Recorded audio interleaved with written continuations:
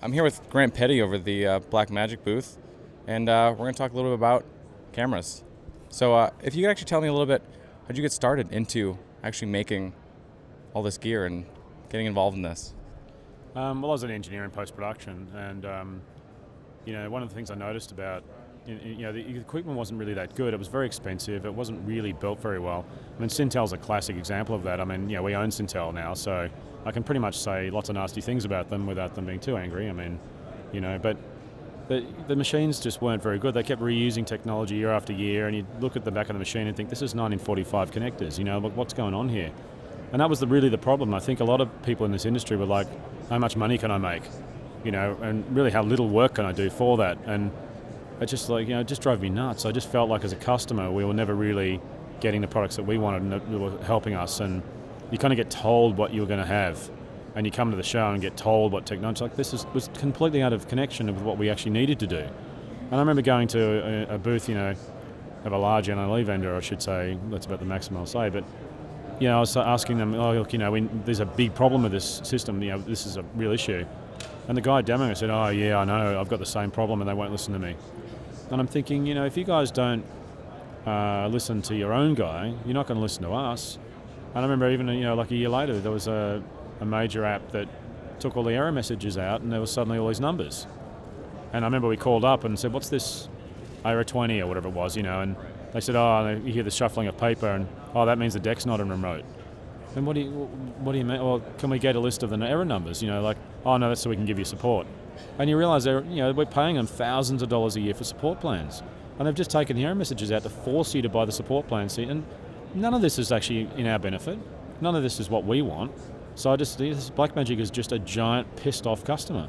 I mean, I was just angry about that. So I realised, okay, I've got to start doing things, and I can't rely on the equipment vendors to actually really know what to do. So at the time, the big thing we needed to do was really sort out the getting computer software working in television. When we had After Effects and Photoshop, which were great tools, and we really wanted to use those in television.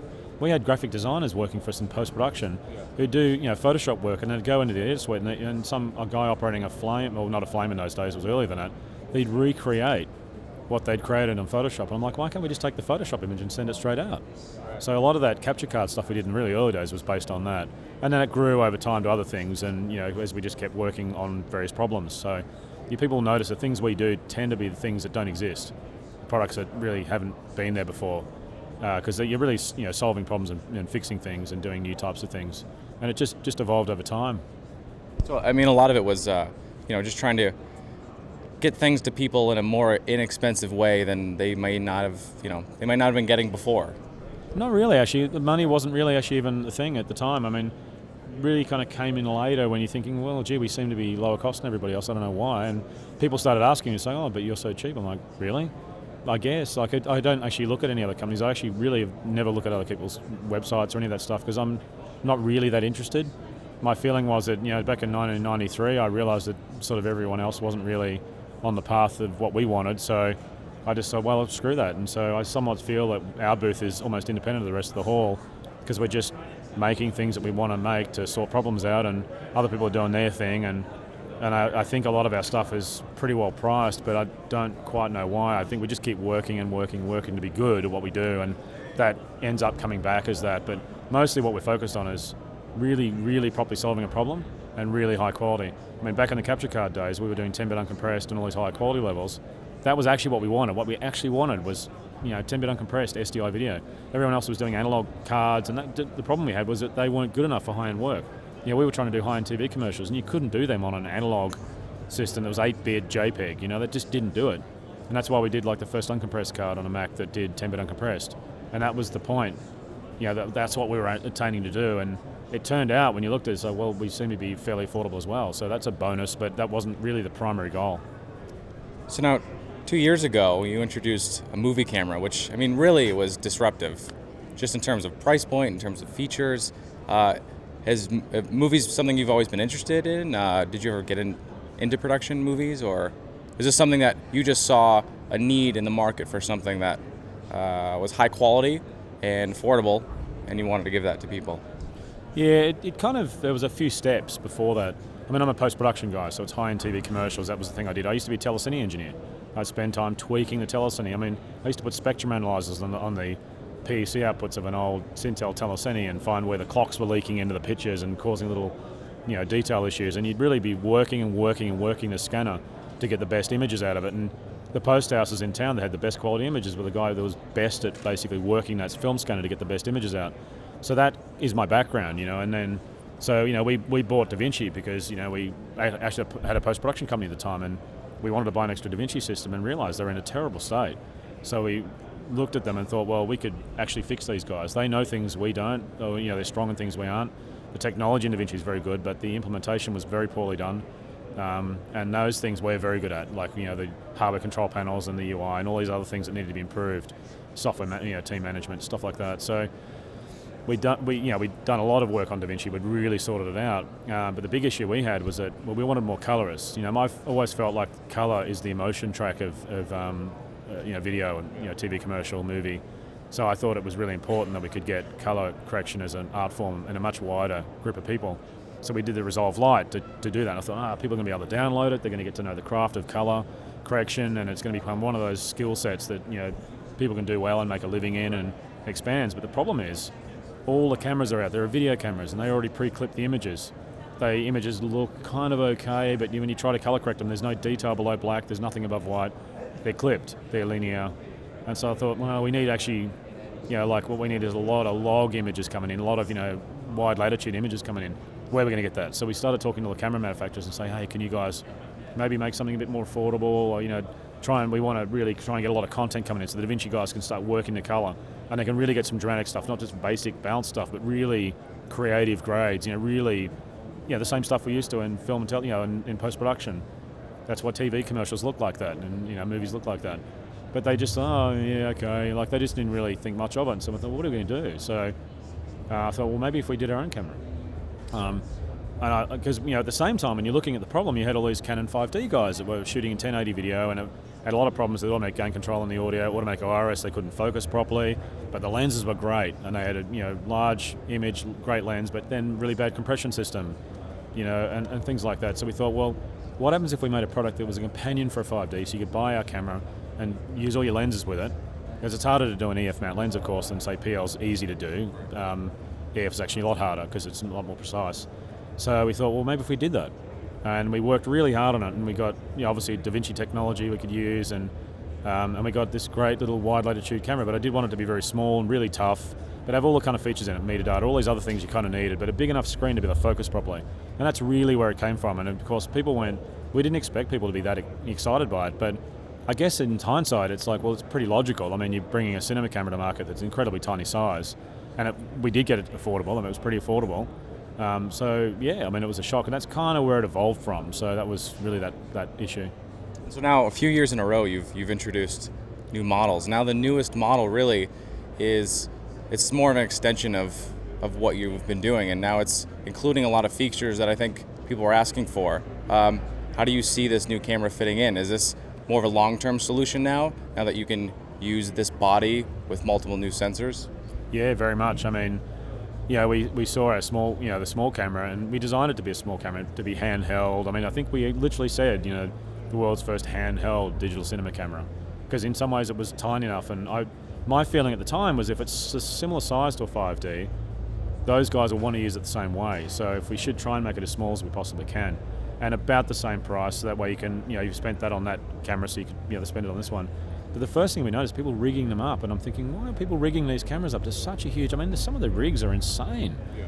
Amazing, really. I just really was quite surprised, and it was great for us because we could sort of focus on the camera, not really worry about all the accessories. The other guys could do all that, which is fantastic. It really, makes it so much more flexible. Design can go in 1,000 different ways, but at the same time, I looked at it and thought, well, people don't want Lego for adults. They really actually are trying to build a larger camera here. That's what they really need, and what we should do is solve that. So we looked at it and then really looked at the sort of fundamentals about how people use a camera on a large film crew, and I realized there's different people working around a camera. So what happens if I divided the camera up into workstations? So I had a workstation for the assistant, I had a workstation for the audio guy, and a workstation for the DOP, and they each have the facilities they need to do what they need. That's why there's 3 screens in it, because the DOP actually needs a giant on-set monitor, but he also needs scopes, clear timecode indications, some menu settings, but then the assistant on the other side needs to be able to see pictures or timecode settings or menus independent of what the DOP is doing. And then the audio guy needs nice big view meters so he can see what the audio level is, even if he's across the set, because he's got his cable to run across and he's looking across and you can see that he's too hot on the levels. I wanted scopes in there. I wanted XLR audio with phantom power so you can use powerful mics, even though there is mics in the camera. I wanted dual recorder so you keep going. All these things that we kind of really needed. I mean, the giant 10-inch screen that folds out, that's great on a large set because you've got a lot of people standing around. You want to be able to step back a little bit so everyone can have a look at the playback. But what happens if you're one guy? One guy, you flip the side in, move it to a different shot, open it up, get the shot, flip it close, next shot, next shot, next shot. Really productive. So you got to want a camera that goes high levels of productivity in some ways, but at the same time works if you're a single guy or if you're a group of 3, 4, 5 people. And even 5 or 6 people can stand around and see that monitor and actually really see the clarity and the focus and the framing and everything in that monitor. So it really was about solving all the problems that the guys were trying to rig cameras up to do, but just give them one complete body, but also with the future proofing of being able to upgrade it. So I don't know if you could talk a little bit about future sensors. I mean, the camera right now is capable of UHD up to 60 frames per second. With new sensors, is it possible to do higher frame rates and more resolution? Yes. Yeah, the bodies are much, much more powerful than what we're telling people about. Massive processing, massive cooling. I mean, you really want to be able to sustain high data rates with no fan noise. So we've really designed it to be, it's got water cooling system in it with a heat exchanger in the back, and it's really very powerful. So the current sensor that's in it on the show floor is 60 frames a second. We've got a higher speed sensor coming, so hopefully we'll be able to ship them with that. We're not quite sure of the arrival date for some of that stuff, but either way you could upgrade it to go faster. That could be something that maybe comes sometime this year, maybe next year, in terms of higher frame rates. Yeah, it could. Well, high frame rates will probably be this year, but I think what's interesting is that in the design, we had to design it for sensors that don't even exist. So it's got a lot more cooling in it. I mean, you've got a wide latitude sensors need a lot of cooling, so you can get the noise. The heat is actually black noise, noise. So you've kind of got to get that, the temperature down to get the latitude up. So that could have a sensor. That camera will have a sensor on it that doesn't even exist at the moment. So we've got to be able to design for that. So it's quite interesting. It's been quite an interesting challenge in itself. You learn quite a lot from it. So it's a bit of future-proofing. So yeah. I mean, you put so much into the body. Machine metal, big fold-out screens, and the recorders. I mean, even the CFast card recorders. CFast based on SATA 2. We've got SATA 3 links to those slots, so we can even go faster CFast cards. I mean, scopes and all these things in there, and that big cooling system. You don't want to have to throw that away. You want to be able to reuse it.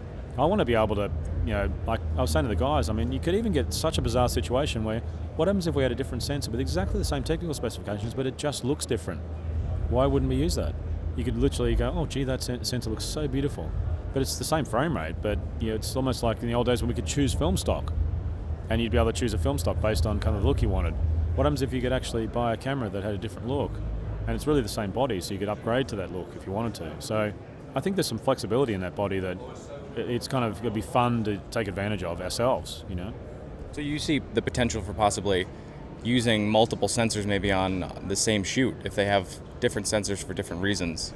To a certain degree, although we've really designed this body to be upgraded more than changed for job. So there's a fairly complicated cooling system in there, and you need to make sure that the thermal connection's good. And you got to when you upgrade, you got to put a new thermal pad in there between the cool plate on the back and the body of the sensor body. Plus, there is circuit boards on the back of that sensor housing, and so even though you take 4 bolts out and just pull it out, you've got to be a little bit careful of it. So it's not really designed to be changed from job to job. I think that'd be taxing it a bit too much. I mean, I know people are probably going to do it, but the big question is, how long.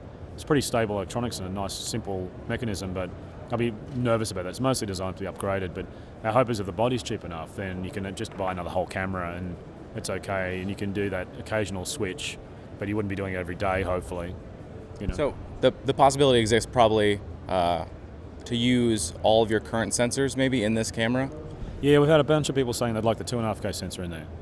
We could go a high frame rate on that, but what's interesting is that it's got its own look, its own style, and a lot of people really like it. But other people really like the look of the 4K sensor.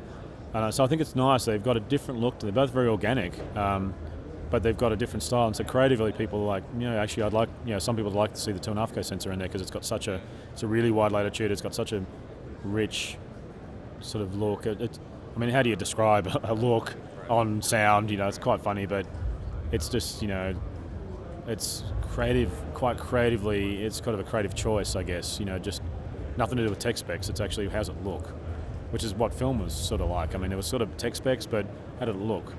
And so it's fun to kind of have that, that flexibility. So, I mean, could you even put the Super 16 sensor in the big camera for people who want to shoot that way? You could, actually. We could, yeah. I mean, really, it's that flexible. Yeah, we could. It's a cool idea. You could. Yeah, I feel like there's a lot of people who are looking for maybe a Super 16 camera to replace a film camera they've been using, and maybe they don't want to have to rig up the little camera. They want to actually put Super 16 lenses on this big camera. Well, you could do that, or you might even be able to sort of crop the center out of the 4K camera. It's hard to tell. You'd have to look at the pixel, the pixel size. So I'm not exactly sure, but I'm definitely going to be asking some of the camera guys after this meeting, because it's actually not a bad idea. Like I said, those old classic Super 16 lenses, which I remember putting them on the pocket camera and shooting at kids at home, and just the look. I remember someone was telling me at this show, it's like, if you want to shoot a period piece in the 1920s, you've got to go back and get 1920s glass. And it really starts to look the part. And I'm like, I hadn't thought of that. You think about the look, and we've put all this stuff into DaVinci to be able to create those looks. I mean, it's actually harder in some ways on the color correction system nowadays than it used to be in the old days, because you just choose a film stock, and a lot of what you did was baked in. Now you've got to recreate a whole set of different looks, and it's got to be done in DaVinci. So the amount of color correction tools we've been adding to DaVinci over the years to be able to do these kinds of things, to make it look like it's been shot on some completely different process. But to be able to do that, with a lens as well, that's such an interesting. It hit me. I thought, yeah, of course. I just didn't twig. Sometimes you just completely miss an important thing. But that's why it's great coming here chatting to people, because you just get these little things just get filled in, because actually I've been doing this, and it's it's exciting. So yeah, I think there's some amazing old lenses out there, and they do some awesome looks. So now, in terms of processing, because there's so much more processing power in the camera, it's possible that you could get higher frame rates with the 2.5K and the HD sensor. Yeah, I mean, a lot of the limitations on sensors is the data rate you can get out of the sensor. So often the frame rate's based on that. With some of these other sensors, I know they've got different data rate capabilities. So I'm not exactly sure what they are. The engineering guys know more about that. Did you give us any hints, maybe? I'm not sure. I just don't know the right. I'm one of these people that if I don't know the answer, I just don't have an answer. I reckon it's more problematic coming up with bad answers than it is actually to just go and find out the real info. And I don't exactly know the data rates, but yeah, I mean, you think about it, right? I mean, you could technically put much faster sensors on if you wanted to. So I mean, it's sort of infinitely flexible. So the answer is almost kind of infinitely flexible. So it's even possible that you could maybe put in sensors that are made to do just high speed, and possibly then for a different thing you're using just the regular 4K sensor or 2.5K sensor for your regular shooting. You could do that. I'm still nervous about changing the turret over all the time, but yeah, I mean, who knows? I mean, there's a lot of data rate in the camera, and ultimately it all comes down to that when you're talking about processing. And a lot of it's down to how much we can get onto the CFast cards. I mean, the record mediums can handle so much, so you might have to compress a bit more to be able to get the high data rates. And there's 2 slots, so we can flip the frames between them if you're doing still frame-based cinema D&G type recording. So there's a lot of flexibility. I guess we'll know more. It's almost like we've got to explore the design ourselves and sort of see what's possible. So I mean, it's essentially a computer inside that's doing a lot of processing. Yeah, it's basically software-driven camera, multiple massive processors, whole cooling system for that, and that's the guts of it. Yeah, just a big number crunching machine in a lot of ways. I mean, that's like every camera's like that. Every digital camera's like that. Now, you did choose to go to CFast cards with this camera, which is these cards a little more expensive. Why did you choose these cards specifically for this camera body? A lot of it's size, speed's good. They're tiny, so I can put 2 in there. It doesn't make the camera body big. So you want to be able to continue recording when you might be in some really important interview with a head of state or something like that, and the card's filling up. What are you going to do? Tell them to stop? I mean, a classic example, someone said, I've shot people, they're crying, and they've got some traumatic story they're talking about. No, you can't tell them to stop and then put the card in and then keep going. So I want to be able to continuously record. So as the card fills up, it switches to the next card. If I have SSDs in for that, it's way too big. I've got to have 2 big SSDs in there. CFast cards are almost as fast as SSDs, so we use those, and they're very new, but they'll become more popular and get larger, and flash sizes are coming down all the time. So I think you'll see them getting bigger and bigger, and they're much easier to buy. Like from the point of view that getting an SSD can be, get it from a computer dealer or whatever, but CFast cards will just wind up on every photography reseller's shelf, and they'll be generally easier to get and faster to get, especially remotely. If you're off in some village in the future, you'll be able to get them. I think it's only the very start of what's going to be a long-term adoption of CFast. So you feel like the CFast are actually maybe more reliable? I know you've had some reliability issues with other people's. Well, you haven't actually had the reliability issues, but other people have had reliability issues with lower quality SSDs, maybe. So SSDs that aren't that fast, so that's why you have the recommended list. Should the CFast cards, pretty much any of them, be able to do with all the max frame rates? Yeah, the difference with SSDs is that a lot of the SSD vendors talk about speed specs, but what they're doing is they're compressing the data, and they don't actually operate very quickly internally. So they're kind of, if you're putting data into the disk like a file, a computer file, it compresses that and stores it, and that's fast. Once you start doing video, it can't compress it, so you see the true speed of the disk, and they can kind of burst into the disk's cache, but they can't sustain the write through. And so that was a limitation with SSDs, where the manufacturers really aren't being truthful to the customer. So we had to point that out and show people that, look, some disks are not fast and the other ones are fast. We want the fast ones. So it's not that they were not reliable, they were just not really being truthful in how they were showing you how fast they were. It was a burst spec, not a sustained spec. And video was sustaining the writes. CFast cards are designed for media, they're designed for video, and they're new, and so far what we've seen is they seem to be going quite well. So my hope is that there won't be crap CFast cards. All the CFast cards that come out will be good, like the good SSDs. But the problem with SSDs is they are designed for computers and laptops, so you'll tend to find that they'll be stripping them back to the most minimal cost they can, and they often won't really be living up to what the specs they say are. A lot of people have been using our disk utility that we've got online, which we deliberately scramble the data when we're storing it, so that the disk gets a true write-through speed. And they've been using that to test hard disks for computers. Because a lot of people are recording, they're saving large files. And when you're saving a large file to a disk, like could be just a large Photoshop file you're saving, that's exactly the same situation as recording video. This SSD's not actually quick. I thought it would be fast, and it's not fast. And everyone's like, of course, do that disk speed test on it, because you'll see that it's actually not, it's compressing the data to get that speed, and it's not really working with that kind of media you're doing. So there's just a bit of this kind of conspiracy theory about SSDs. Reliability-wise, they've been very good, but it's the speed issue. And CFast cards, so far we haven't seen that. There's only a couple of vendors, but they are designed for recording media, so we hope they're okay. Now, in terms of the CFast, just going back a little bit for a second, in terms of the CFast cards, could you theoretically keep putting cards in and out of the camera as you? Yeah, you can just keep swapping them. So when you're recording on one, you can change the other one out. We've got a hyperdeck product, which is a sort of broadcast deck that uses two SSDs. Does exactly the same thing. It records forever. If you kept swapping the disks, it'll just keep recording. I mean, I did a recording at home for about a week, and because I had a 480 gig hard disk and I was using a lower resolution quality, it had recorded for about 12 hours on that disk before it needed to fill up. So I just go every time I came home, and every time in the morning I'd swap the disks, and it just kept recording and recording and recording. And I was just, it was a long-term test I was doing myself. You could pretty much do the same thing on the camera. You just keep recording. So if you had some kind of event like a half hour, some historical media thing, and you're some kind of interview with someone, you could just keep changing the cards out and just get through the whole thing and not miss a second. In terms of the camera body itself, some people have asked about, I know we talked a little bit about it, but the large monitor. So now that's not always intended to be used as that large monitor on your shoulder. No, you wouldn't really use it as, like on your shoulder like that. We have a shoulder mount kit, but we've also got an SDI output and a power connector. So we don't like these little weird custom multi-pin connectors, just a very regular broadcast power output. So if you're running on a battery and you're running on your shoulder, you could use some third-party viewfinder. It's not as probably critical having a viewfinder in this camera, because you do have that large fold-out screen, but if you're doing a shoulder mount thing, then you probably want some kind of viewfinder. So we've really made allowances on the camera to make that easy for any third party. Also, we will have, I haven't quite got the price on it before NAB, but we've got a shoulder mount kit. The mount on the front, we've got a rail mount on the front of the camera, and it's a quick release, front part of the quick release base. If you want to run shoulder mount, you can replace that plate with one with rosettes on it, slightly larger, but it's got rosettes on it. And there's a shoulder pad, a really nicely molded shoulder pad we've got that goes in the middle of the camera, and then that sits on your shoulder. And everyone's pretty happy with how well balanced that is. You can use your own handle, and then you've got a nice shoulder mount solution. We've got it on two of the cameras on the front of the booth. We have that kit installed on the cameras. Now, so is a viewfinder something you might develop at some point now that you actually have a camera that probably requires one in a shoulder-mounted situation? I'm not sure. I guess we'll look at see what the third parties have got and how they mount them on, and we'll have a look at that.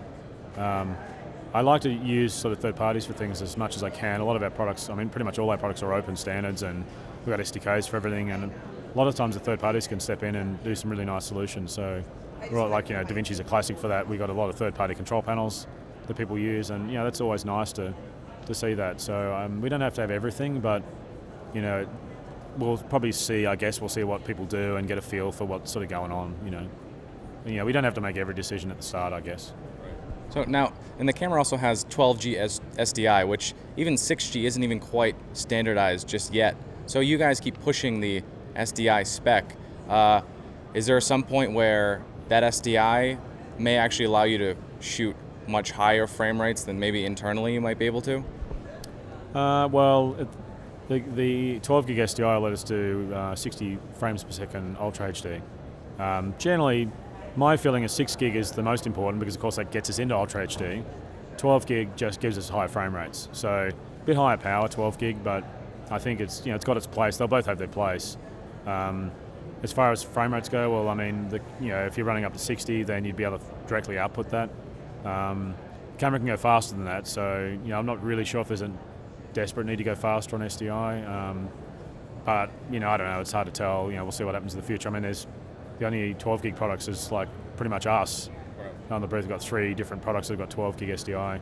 Most of our product line now, there was 6 gig SDI. Most of our products have sort of been replaced, and a lot of the new 6 gig SDI products are cheaper than the HD products they replaced.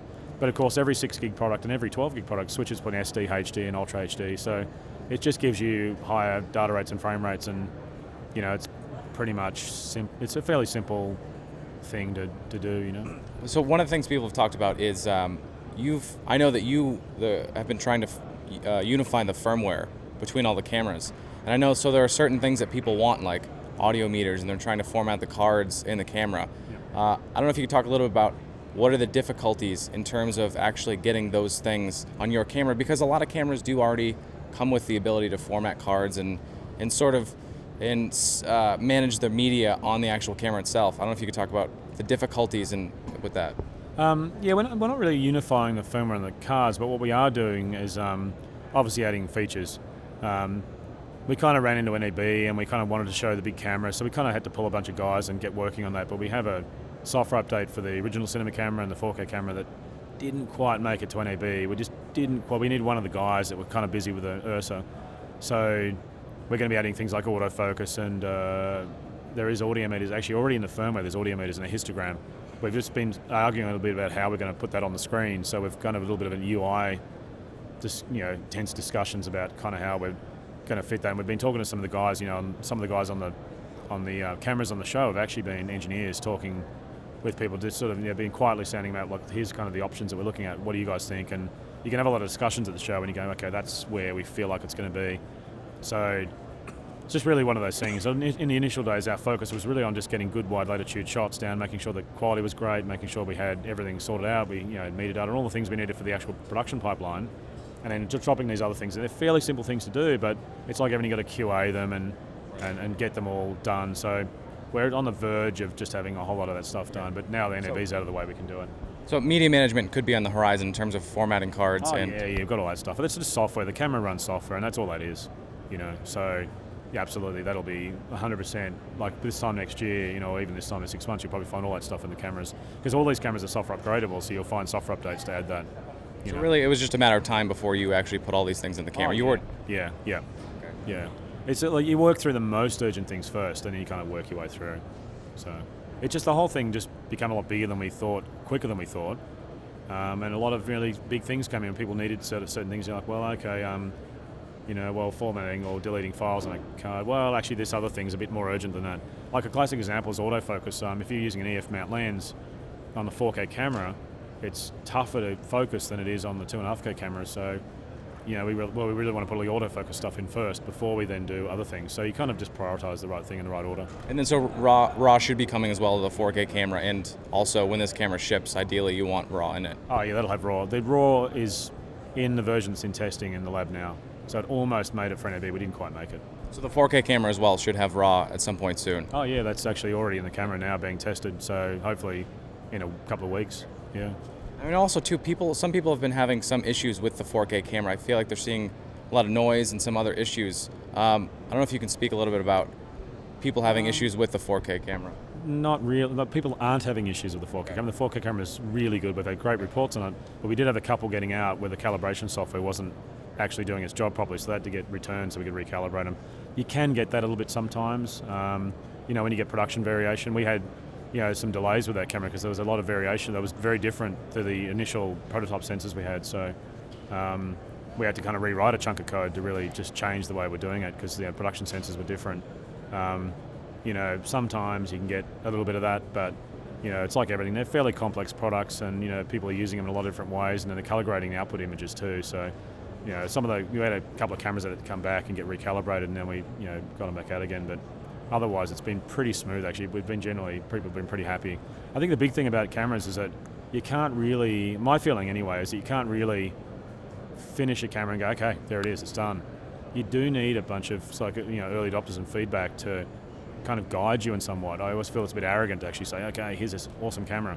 My feeling is you offer it and say, hey, okay, here it is. It's we've got it to this level. Let's check it out, because it's such a creative, subjective thing when you're using it. Versus, say some kind of other product like a vision, switcher or something like that. When all the functions work. It's like, okay, everything's in place, everything's functioning, it's great. But cameras don't function. Right. They create. It's a very different thing. There's an artistic sort of blend between the way they're used and the way they function. So, in some ways, that I feel like they're almost not finished. There's not like some threshold where they're done. There's this kind of process, which is why we love the software side of it, because we can continue to improve it and tweak it, and then with those early adopters and go, cool, But the problem is there's so many people who just want to point at every negative thing they can possibly find, and so guys want to get some excitement and make the industry turn into a reality TV show. It's just, I don't. So what would you say to people who would like more support for the current cameras they have? Is that all? So everything. What does that mean? No, in terms of having those certain firmware updates, would you just tell them that those things are coming soon or eventually? We're already telling them that. We've already been telling them that on the show. We've been talking about that. I don't understand. We explain these things to people. We tell people how we work and what we do. I'm not going to be on a blog every single day going, today I went to the toilet and I used up half a roll of toilet paper. That's like there's this social media out there that's like a lynch mob, and any pissed off manufacturer can basically get on there and start slagging us off, and people think that is actually real. You stand on the front of the trade show booth and that is actually real.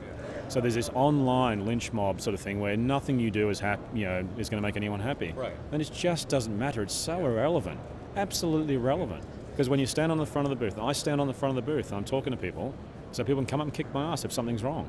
And you come up and people discuss stuff, and the only people that seem to say that we've had any issues or whatever is the press. And it's just bizarre because they're trying to, what are they trying to do? Get a cool headline? Yeah. Or, get on, so I find it really annoying and bizarre. Because I'm talking to people on the front of the thing, I'm doing support, I'm chatting to people, and you're discussing things and you're improving things, and that's the world we live in. Like, we've had a bunch of guys coming up on the booth going, so, I hate blah, blah, blah, and I want to use you guys. I'm like for some other camera company, I just sort of think that's bizarre, because in the background we're all working together. Right. We're all making all our stuff work together, and there's not actually. You might get occasional sales guys on some other camera company's booth going, because sales guys work on quotas, right? So they want a bit of get stuck in. But the reality is in the back end, all these companies work together. These are very complex products, and we're all in there working together. We put all this stuff in DaVinci, and it's quite a harmonious actually industry in a lot of ways. But it's just I think that. I'm not interested in what a whole bunch of loudmouths online think, and that's somehow supposed to be real. That's not real. I've got the customers. I'm the one selling the products to them. I know what they're doing, and I know what we're discussing, and none of that stuff is actually what's actually happening when I talk to customers on the front of the booth.